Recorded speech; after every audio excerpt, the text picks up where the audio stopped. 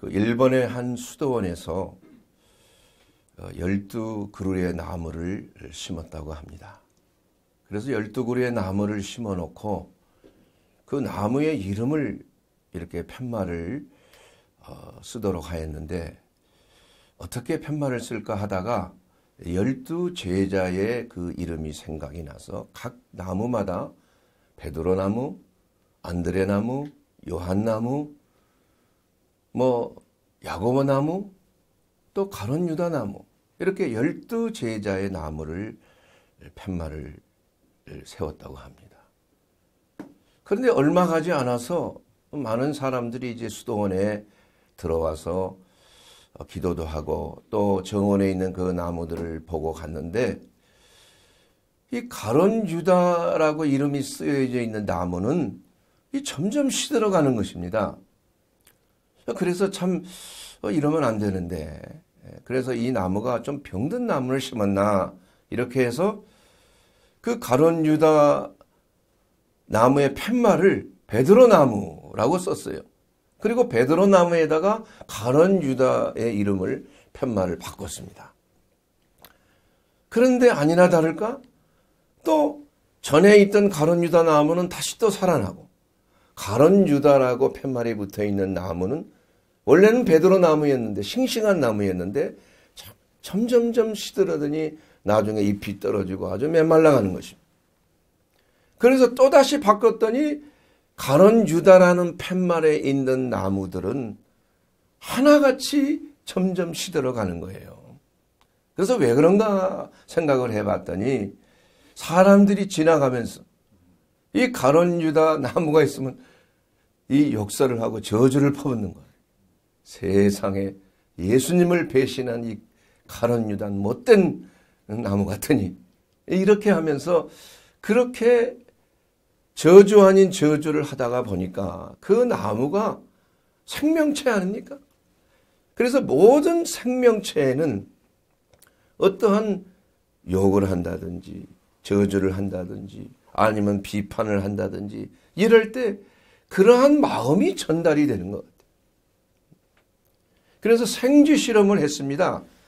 그래서 생쥐 2마리를 놓고 한 생쥐는 먹이를 주면서 참 예쁘다, 사랑한다 이렇게 하고, 다른 한 쥐는 먹이를 주면서 한 대 딱 때리고, 이 미운 놈아, 이 나쁜 놈아, 이렇게 했더니 이 욕을 하고 이 때렸던 그 생쥐는 금방 오래가지 않아 죽더라는 것이에요.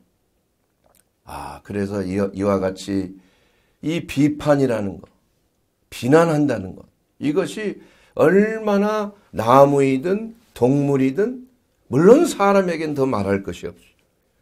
이렇게 나쁘고 부정적이고 생명을 해하는 그러한 악 영향을 끼치는구나, 이러한 결론을 얻었다고 합니다. 그래서 오늘 이 마태복음 7장 1절에서 2절에 있는 말씀을 통해서 비판이라는 제목으로 여러분과 말씀을 나누기를 원하는 것입니다. 우리 마태복음 7장 1절 말씀에 보면 비판을 받지 아니하려거든 비판하지 말라, 이렇게 분명히 말씀하고 있습니다. 왜냐하면 너희가 비판하는 그 비판으로 너희가 비판을 받을 것이다, 이렇게 성경은 기록하고 있기 때문인 것입니다. 우리가 헤아리는 헤아림으로 우리가 헤아림을 받는다는 것입니다. 모든 것은 인과응보, 심는 대로 거두는 것이요, 남을 비판하면 그 비판으로 끝나는 것이 아니라 나에게 그 비판이 그대로 돌아온다는 것을 성경은 말씀하고 있습니다. 왜 사람들은 비판하는 것을 좋아할까요? 이것은 인간의 그 본능적인 그러한 연구를 통해서 이것이 증명이 되었습니다. 그래서 이것을 비판의 심리학이다, 이렇게 말하고 있는 것입니다. 사람들이 비판을 좋아하는 이유는 첫째 뭐냐?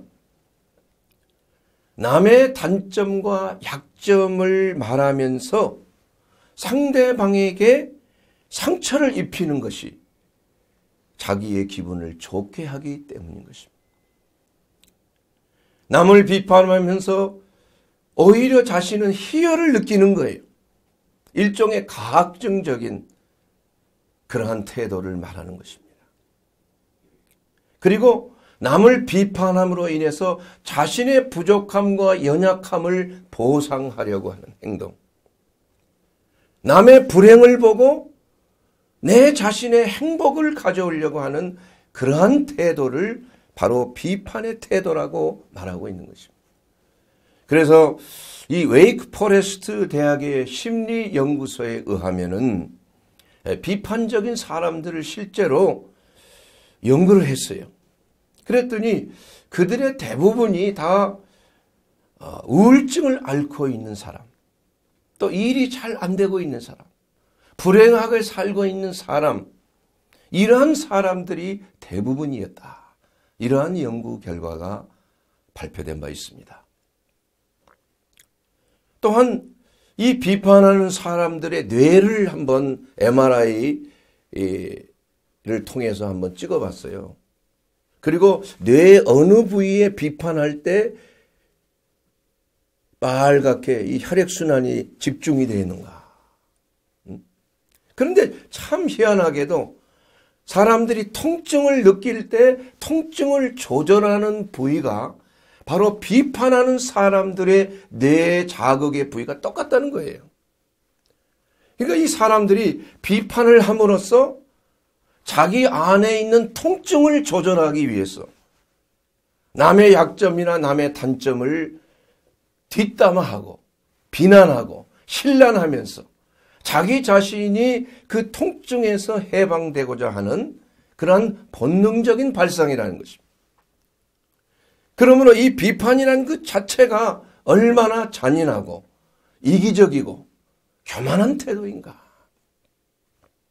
그래서 성경은 이 비판에 대해서 정죄하는 것이다. 남을 정죄하는 것이다. 남에게 큰 해를 미치는 것이다. 이렇게 결정하고 있는 것입니다. 참으로 이 비난이라는 것, 바로 성경에서 말하는 그 비판이라는 것은 원어에 보면 크리노라는 그 단어를 쓰고 있어요. 그 크리노라는 단어는 영어 성경에는 judge, 바로 마치 판사가 재판을 할 때 이 judge 아니에요, judge, 판사가. 그러니까 비난하는 사람은 자기 자신이 판사가 되어 있는 거예요. 근데 모든 판결과 모든 재판은 하나님만이 하실 수 있는 거예요. 사람에게 그러한 권한을 부여한 적이 없습니다.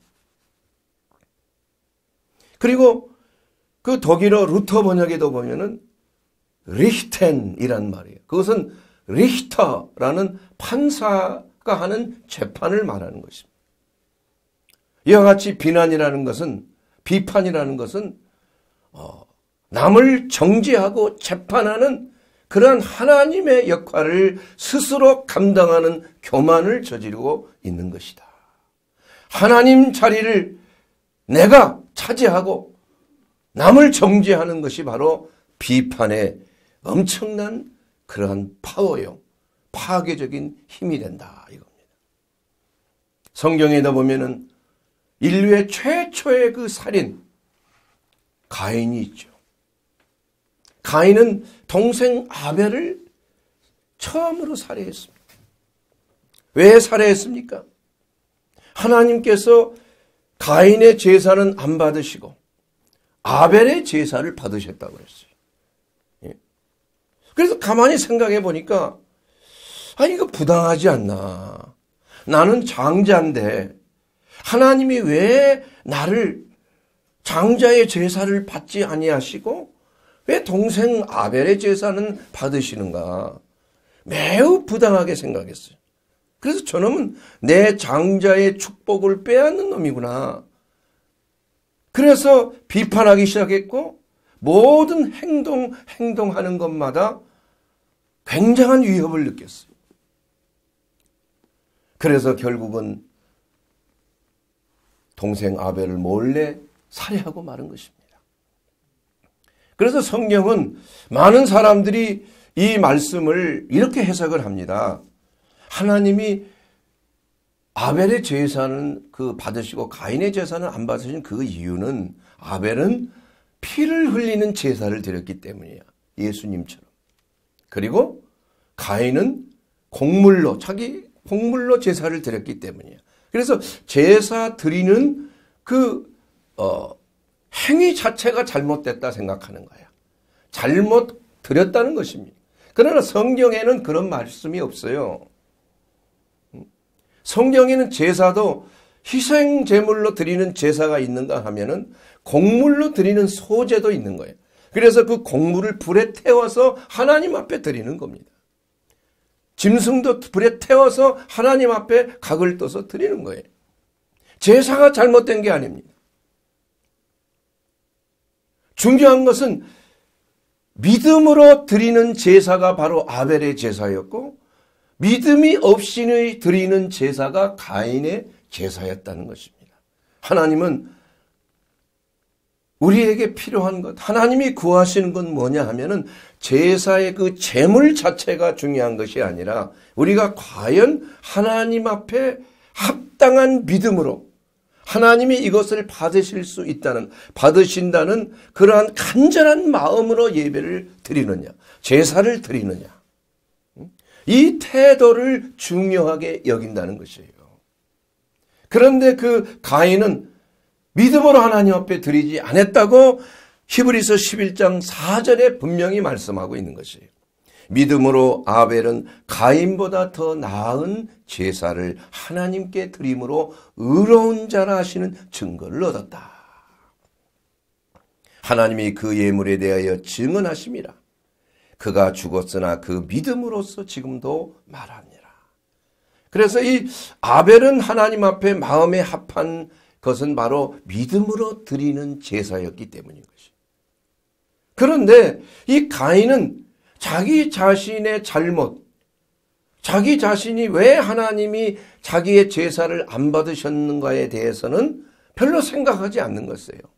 왜 다른 사람, 내 동생의 제사는 하나님 받으셨는가? 저놈이 내 장자권, 내 축복을 빼앗는 놈이 아니야. 그래서 비판하고 비난하고 힐난하고 그래서 그를 없애버려야 되겠다고 생각합니다. 그래서 모든 비판의 내면에는 이러한 이웃에 대한 상대에 대한 살인적인 마음이 있는 거예요. 형제를 미워하는 자마다 뭐 하는 자라고 그랬어요? 살인하는 자다. 이렇게 성경은 말씀하고 있기 때문인 것입니다. 그래서 이 비판은 성경에 정죄함을 받는다. 이렇게 분명히 말씀하고 있어요.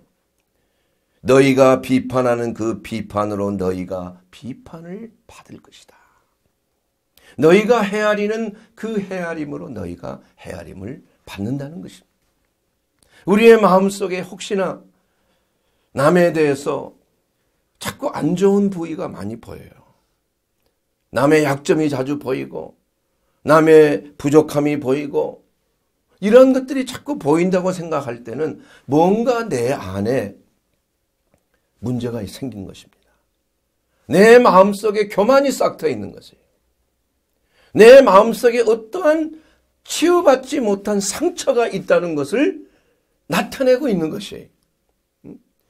그럴 때일수록 우리는 우리 자신을 자각하고 내가 회개해야 되겠구나.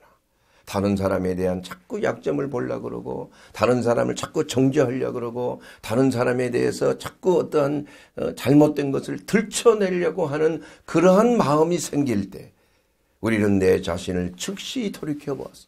예수님께서 말씀하셨잖아요. 다른 사람에게 있는 티는 비난하면서 말이에요. 자기가 가지고 있는 들보는 깨닫지 못하는 어리석은 자들. 이게 바로 비난하는 자, 비판하는 자의 심리학입니다. 그래서 우리는 어떤 경우에도 남을 비판한다는 것은 성경에서 금하고 있는 것입니다. 이것은 하나님 자리예요. 하나님께서 사람으로 하여금 그것을 판단할 능력이 없다. 너희들은 사람을 판단할 수 없다는 것을 분명히 말씀하고 있습니다. 자기 중심적인 것, 소위 말하는 내로남불, 우리가 많이 얘기하잖아요. 내가 하면 로맨스요, 남이 하면 불륜이고, 이게 아전인수격으로 우리는 자기 자신을 정당화하려고 하는 타락한 심성이 우리 속에 있는 거예요. 이것은 사실은 매우 악한 죄에 속하는 것이에요. 그리고 사람은 판단할 자격이 없다는 것을 분명히 성경은 말씀하고 있는 것입니다. 스스로 하나님 되는 것이요, 하나님의 자리를 도적질하는 죄를 범하는 것이 남을 판단하는 것입니다. 요사이 비평이라는 것이 아주 각광을 받고 있습니다. 크리틱이죠, 크리틱. 근데 그 비평할 수 있는 그러한 능력이 굉장히 현대 사회에서는 중요한 거예요. 그래서 사람들은 비평을 잘하는 사람을 매우 똑똑한 사람이요, 매우 현대적인 사람으로 생각하기가 쉽습니다. 물론 비평이 필요합니다. 남을 어떻게 하면 좀 좋은 방향으로 이끌어주기 위해서 잘못된 것을 볼 수 있는 그러한 마음도 필요한 거예요. 그러한 지혜도 있어야 되는 거죠. 그러나 성경에서 말하는 비판이라는 것은 이러한 크리틱이 아닙니다. 좋은 의미에서 크리틱이 아니에요. 이것은 저지예요. 독일말은 리히텐입니다. 이것은 재판하고 정죄하는 것을 말하고 있는 거죠. 우리가 요사이 다른 사람에게 어떻게든지 피해를 주지 않게 해서 그 SNS를 통해서 이 사회적인 거리두기뿐만이 아니라 말로 우리가 어떻게 하면 다른 사람에게 상처를 주지 아니할까, 이런 것들이 중요시 여기고 있는 사회입니다. 물론 그것은 매우 권장할 만한 것이요, 우리 그리스도인이 꼭 지켜야 될 그러한 상황인 것입니다. 이것은 다른 사람에 대한 예의가 되는 것입니다. 그래서 우리가 한 말에 대해서 성경은 뭐라고 말씀하느냐 하면 마태복음 12장 26절에 이렇게 말씀하고 있습니다. 내가 너희에게 이르노니 사람이 무슨 무익한 말을 하든지 심판날에 이에 대하여 신문을 받으리라. 예수님께서 말씀하셨습니다.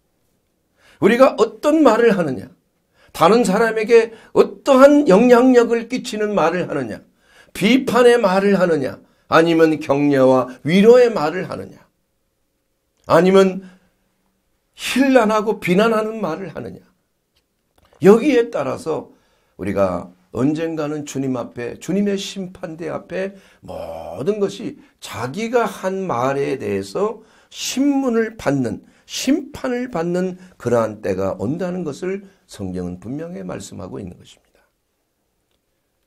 그리고 비판의 말이라는 것은 자기 자신에게 돌아오는 부메랑과 같다. 내가 한 말이 이제 끝난 것이지 내게로 돌아온다고 생각하는 사람은 별로 없는 것 같습니다. 그러나 비판은 마치 연어와 같아요. 독설, 남을 판단하고 남을 비판하고 남을 해하는 이러한 독설. 이 독설가들의 특징은 뭐냐? 마치 혀에, 설이 혀 아닙니까? 혀에 독이 있는 거예요. 그래서 바른 말을 하긴 하지만은 그 바른 말 때문에 자기 자신이 또한 바른 말을 듣는 것입니다. 그래서 자기가 말한 대로 그것이 부메랑이 되어서 자기에게로 돌아오는 것이에요. 무슨 말을 하든지 그 한 번 뱉은 말은 반드시 돌아오는 성격이 있다. 성경은 분명히 말씀하고 있어요. 너희가 하는 말이 너희에게, 너희가 하는 비판의 말, 너희가 비판을 받아요. 너희가 생각하는 헤아림, 너희가 헤아림을 받는 것이에요. 심는 대로 거두는 것이라. 그러므로 우리가 혀를 어떻게 잘 쓰느냐. 야고보서 야고보 3장 8절에 보면은 혀는 능히 글 드릴 사람이 없다. 길을 드릴 사람이 없다는 것입니다. 쉬지 아니하는 악이요 죽이는 독이 가득한 것이다. 그러므로 생명을 사랑하고 좋은 날 보기를 원하는 자는 혀를 금하며 악한 말을 그치며 그 입술로 거짓말을 하지 말라. 이렇게 말씀하고 있는 것입니다. 바로 비판의 독설, 비판의 말은 생명을 죽이는 것이다. 비판은 부메랑이요. 비판은 자기가 낳은 곳으로 다시 회귀하는 연어와 같아요. 여러분 연어 잘 아시잖아요. 맛있는 연어지요. 그러나 연어는 회귀 본능이 있어요.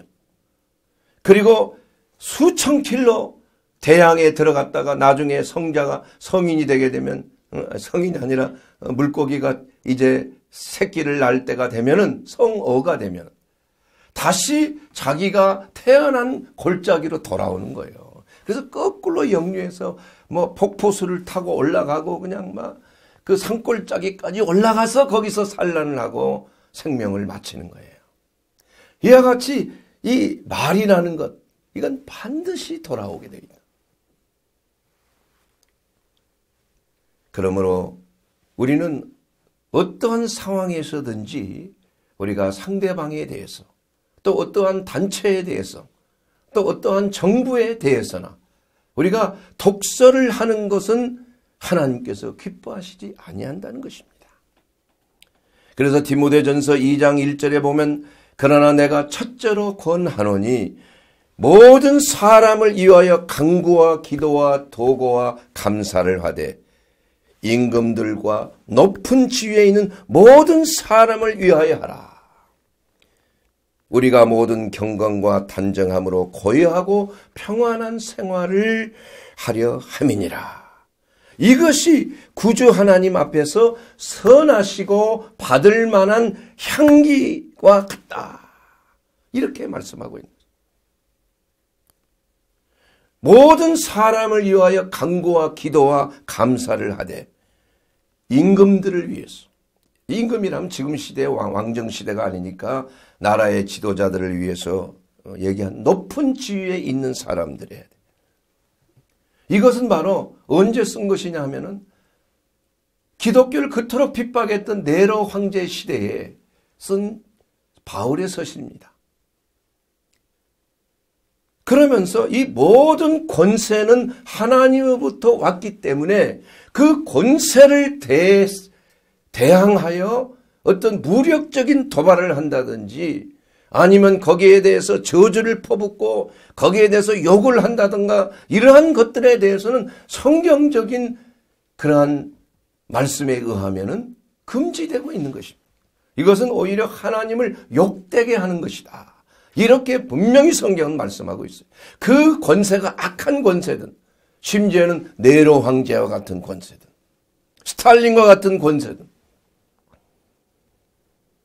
히틀러와 같은 권세든 이러한 권세에 대해서 대항하고 그것을 무너뜨리려 하는 것은 하나님을 대적하는 것이 된다고 성경은 분명히 말씀하고 있는 것입니다. 이 어떻게 보면 좀 이것은 아니지 않나 이런 생각이 들지는 모르지만 이 네덜란드의 수상이자 유명한 신학자인 아브라함 카이퍼가 이렇게 말했습니다. 하나님의 주권 아래 국가와 교회가 있다는 거예요. 모든 국가는 하나님이 세우신 거예요. 사람이 세운 게 아닙니다. 교회도 하나님이 세우신 거예요. 그래서 국가도 주권이 있고 교회도 하나님의 주신 고유의 주권이 있기 때문에 서로 그 주권을 인정하고 존중해 줘야 하는 것이 하나님의 뜻인 것입니다. 그렇기 때문에 왜 국가에 대한 이러한 주권을 주셨는가? 이것은 바로 국가가 선악을 징벌하고 사회 질서를 유지하도록 하나님께서 세우셨기 때문이에요. 그러므로 로마서 13장 1절 이하에 보게 되면 각 사람은 위에 있는 권세들에게 복종하라. 모든 권세는 하나님께로부터 나지 않는 것이 없나니 모든 권세는 다 하나님이 정하신 바라. 이렇게 말씀하고 있습니다. 그렇다고 해서 이 권세, 권위를 가진 자에 무조건 충성하고 오히려 그들 편이 되어서 그들의 앞잡이가 되어서 하라는 그런 말이 절대 아니에요.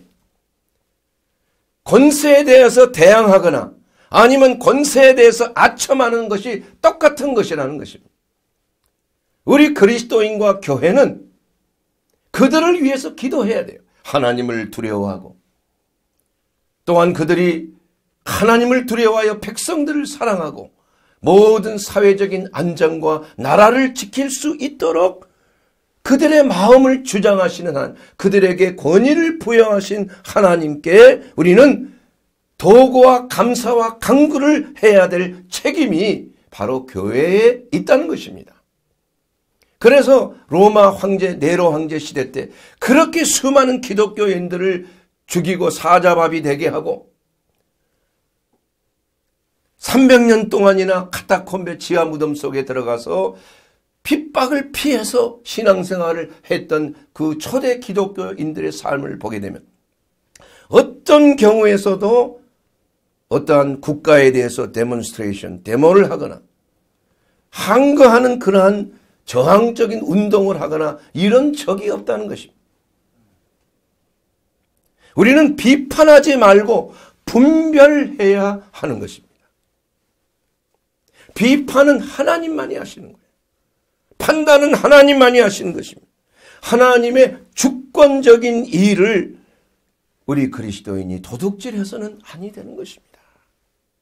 그러나 분별하는 것, 이것이 하나님께로부터 오는 것인가 아닌가를 분별하는 것, 이것은 성령의 역사이며 교회가 해야 될 일입니다.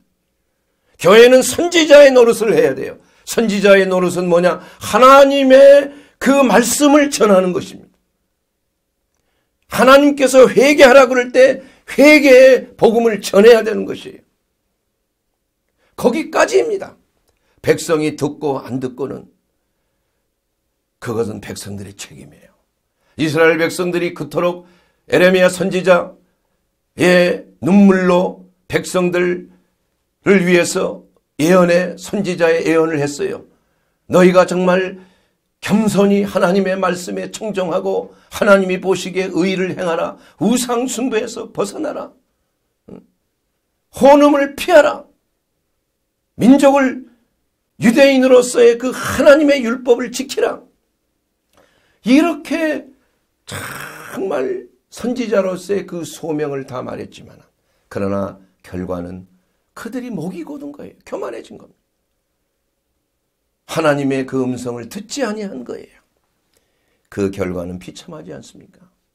우리는 어떤 일이 있을 때 이걸 분별해야 됩니다. 왜 분별합니까? 기도하기 위해서 분별하는 거예요. 왜 분별합니까? 그들을 바른 길로 인도하기 위해서 분별하는 것입니다. 참 제가 독일에서 공부할 때 그 리틀 에인젤스 무용단들이 전 세계에 아주 인기를 끌었어요. 그래서 16개국 유명한 그런 나라들을 다 돌면서 공연을 했는데 막 사람들이 어린아이들이 저렇게 아름다운 노래와 율동과 전통 무용과 막 감동을 했어요. 엘리자베스 여왕도 일일이 하나하나 안으면서 뽀뽀해주고 선물 주고 그런 그 감동적인 기록이 있어요.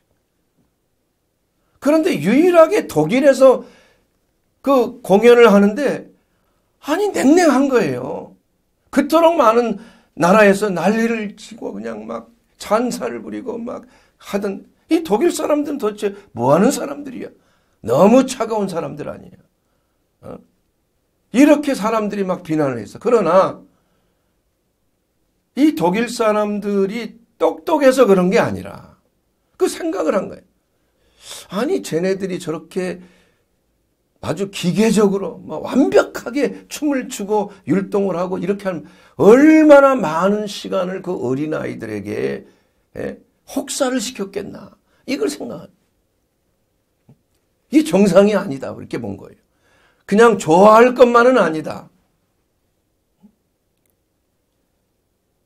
그 왜 그런가 했더니 제가 제 친구 중에 야, 니네 나라 사람들은 그래도 뭐 철학자나 뭐 문학자나 유명한 뭐 괴테라든지 베토벤, 모차르트 뭐 유명한 철학자 뭐 얼마나 많냐? 헤겔이라든지 참 똑똑하구나 그랬더니 내 독일 친구가 정색을 하는 겁니다. 얼굴이 벌개지는 거예요.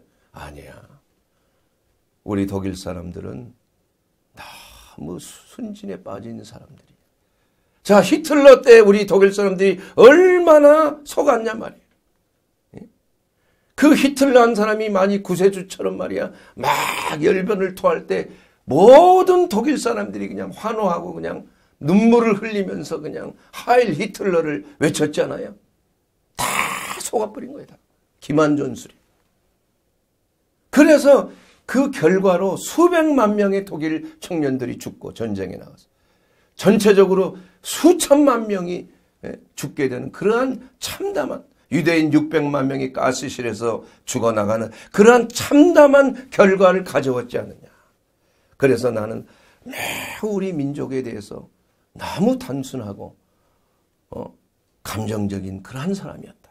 그래서 우리들은 쉽게 열광하지 않는다. 이 말을 하는 거예요. 너무나 큰 자기네들의 잘못된 이러한 그 역사를 통해서 어떠한 경우에도 열광하지 아니하고 냉철한 마음으로 우리는 분별해야 된다. 이런 말을 하는 걸 보고 제가 깜짝 놀란 적이 있습니다. 과거를 통해서 그들의 잘못을 깨닫고 다시는 이러한 과거를 범하지 않아야 된다. 그래서 독일 곳곳에 가면은 그 나치들이 행했던 그 다카오라든지 어디를 가든지 그 수용소를 그대로 전시하고 있죠. 그 자기네들의 치부를 그대로. 왜냐 사실은 다른 사람을 위한 것이 자기 자신들을 위한 것. 다시는 우리는 이러한 우를 범해서는 안 된다. 이러한 프로파간다, 이러한 잘못된 그러한 교실을 통해서 우리 민족이 속아서는 안 된다. 너무 감정에 치우치지 말자. 바로 이러한 것이 바로 분별의 역사인 것입니다. 남을 비판해서 끌어내는 것이 아니라 분별의 역사. 이것은 바로 성령의 역사요. 분별은 바로 성령의 은사입니다. 영분별의 은사예요. 제가 존경하는 그 유명한 네덜란드의 그 코리텐 붐 여사. 그는 그 가족 모두가 유대인들을 살려주기 위해서 자기 집에 유대인들을 숨겨줬어요. 그것이 나중에 발각이 되어서 그 화란인인 코리텐 붐과 부모와 자기 동생과 언니 다 가스실에 가서 다 죽었어요. 자기만 살아남았어. 근데 그 사람은 나중에 정말 성령에 충만하여 많은 사람들이 상담을 받으러 올 때 상담하는 도중에 영적인 그러한 은사를 사용했어요. 영분별의 은사. 그래서 그 영적 분별력을 통해서 그 속에 비판의 영이 있다는 걸 알면은 이해를 시킨 후에 비판의 영을 예수의 이름으로 축사를 한 거예요. 그랬을 때 그 얼굴이 해방이 되고 자유함을 입었다. 음란의 영, 비판의 영, 강포와 포악의 영. 그래서 모든 비판과 음란과 방탕함과 이 모든 기본은 사실은 거짓의 아비인 마귀의 역사라는 것을 우리가 잊어서는 아니 되는 것입니다. 이것을 심리학적으로 해석하고 그것으로 끝내서는 안 되는 거예요. 이것은 영적 분별력을 통해서 영적인 성령의 능력을 통해서 궁극적인 해방이 있기 위해서는 이러한 축사의 사역이 필요한 것입니다. 이것이 우리 전인치유 사역에 매우 중요한 것을 간과해서는 아니 되는 것입니다. 여러분, 모든 것은 하나님께서 판단하신 거예요. 이것이 십계명에 뭐 우상 숭배하지 말라, 부모의 효도하라, 공경하라, 살인하지 말라, 간음하지 말라, 도적질하지 말라, 거짓말하지 말라, 남의 걸 탐하지 말라, 이런 것들이 있지만, 그러나 여러분 성경에 보면 살인이나 거짓말에 대해서도 오히려 하나님이 죽이라고 말한 경우가 많이 있어요. 예? 여러분 우상 숭배했던 아람과 함께 그 금송아지를 우상 숭배했던 자들, 하나님께서 모세를 통하여 뭐라고 말씀하셨어요? 우상 숭배한 자들 다 죽이라고 그랬어요. 그 레위인들 300명이 칼을 차고 나와서 너희는 단 부모는 죽이지 마라. 우상 숭배. 부모는 손대지 마라. 그러나 맨 먼저 너희 가족과 너희 친구들과 친척들을 먼저 죽이라고 그랬어요.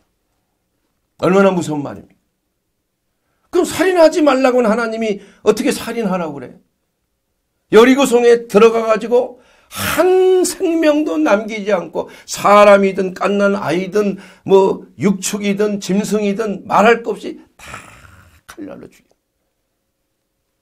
그 실제로 있었다는 역사적인 사실인 것입니다. 거짓말하지 말라. 그래 때로는 하나님이 거짓말한 것에 대해서 복을 내리는 경우가 있어요. 여러분 기생 라합을 보십시오. 기생 라합은 그 정탐꾼을 살리기 위해서 거짓말했잖아요. 그 거짓말한 것으로 인해서 기생 라합과 그 후대들이 복을 받았어요. 죽지 않고 살았어요. 유일하게. 그리고 심지어는 예수님의 족보에 오르는 특권을 누리게 됐어요.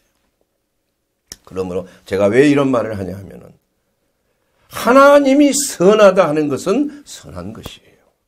인간의 생각에, 인간의 판단에 뭐 사람 뭐 이렇게 해하고 뭐 이런 것은 다 나쁘다 이렇게 인간이 판단하는 것이 아니라는 거예요. 하나님이 판단하는 것, 하나님이 말씀하시는 것이 선이요, 하나님의 말씀에 어긋나는 것이 악이라는 것입니다. 극단적인 예가 있지만은 바로 그거 아니에요. 살인하지 말라 했던 사람이 때로는 그것을 명령하는 경우가 있어요. 전쟁이 있을 때 여러분 전쟁을 안 하고 적군을 뭐 사랑해야 되니까 총을 들 수 없다. 그건 성경적인 게 아니에요. 모든 권세는 하나님이 주셨습니다.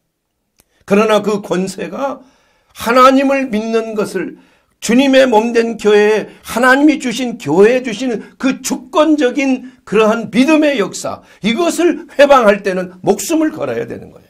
아무리 정부라 할지라도. 그러나 그렇지 않는 것, 세금은 세금대로, 가이사의 것은 가이사에게, 하나님의 것은 하나님에게.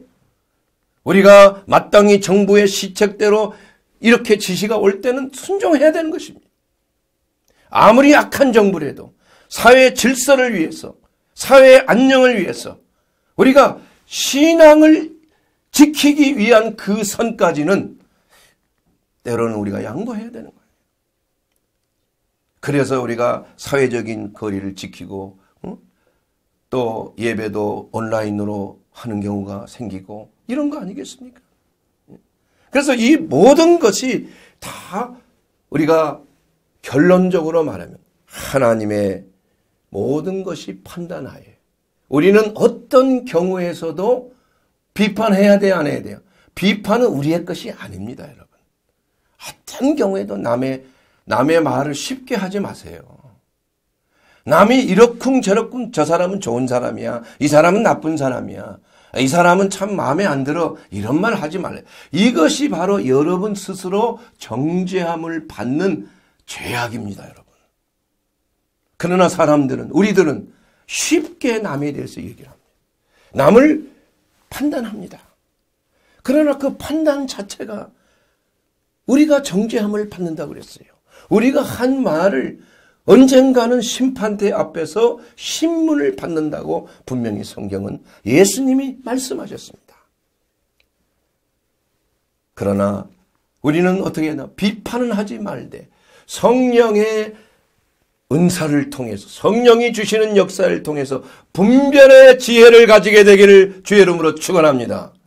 분별은 우리의 모든 삶에 있어서 가장 중요한 것이 하나님이 원하시는 것이냐 아니냐, 하나님의 말씀이 내 삶 속에 이것을 인도하는 것이냐 허락하는 것이냐 안 된다고 말씀하고 있는 것이냐? 이것을 우리가 분별하는 것입니다. 선악을 판단하지 마세요. 선악을 판단하는 것은 타락한 자 아담이 범죄한 이후로 사람에게 생긴 것이 선악에 대한 판단이, 자기 자신이 선악을 판단하는 하나님의 위치에 있게 된 것이 바로 비극이에요. 그러나 우리 그리스도 안에서 거듭나고 새로운 피조물로 거듭난 자들은 선악을 판단하는 것이 아니라 선악을 뭐 해야 돼요? 분별해야 하는 것입니다. 하나님께서 말씀하신 것, 하나님이 선하다 하는 것은 우리가 선하다고 믿는 것입니다. 내 생각은 이것이 아닌데 아니에요. 그걸 버려야 됩니다. 하나님이 악하다 하는 것은 악한 것이에요.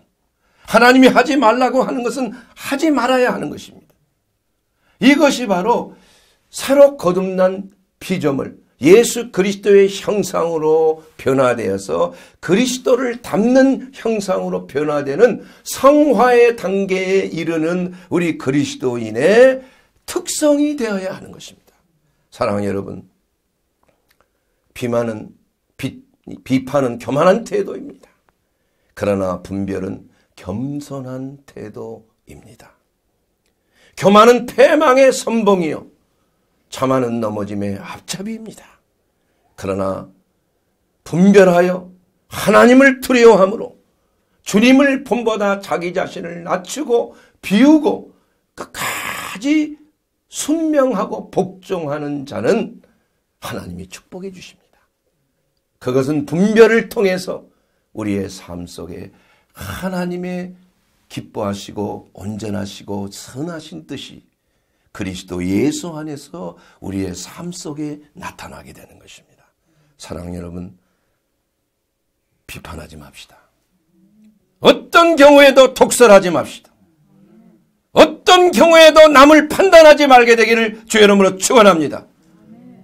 오직 우리는 하나님께 받은 바 말씀 안에서 아버지의 선하신 뜻을 이루는 삶을 믿음으로 살게 되기를, 그리하여 세상을 이기고 원수를 이기고 내 자아를 이기는 자의 삶, 이것이 바로 분별하는 그리스도인의 삶이 되는 줄로 믿습니다.